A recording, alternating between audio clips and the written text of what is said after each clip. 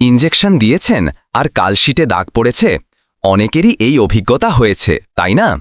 Doctor যখন injection দেন, মাঝে মাঝে অসাবধানতাবশত সূঁচ শিরার বা রগের এক পাশ দিয়ে ঢুকে অন্য পাশ দিয়েও বেরিয়ে যায়।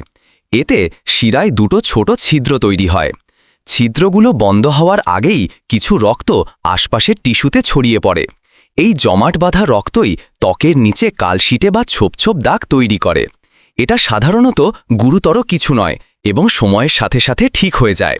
ভয় পাবেন না, এমনটা হওয়া অস্বাভাবিক নয়। আপনার যদি ইনজেকশন পরবর্তী কোনো অস্বাভাবিকতা বা ব্যথা থাকে, তাহলে কিছু সময় বরফ ম্যাসাজ করুন। কার কার এমন অভিজ্ঞতা হয়েছে কমেন্ট করে জানাবেন কিন্তু। আপনার কোনো টিপস থাকলে শেয়ার করতে পারেন।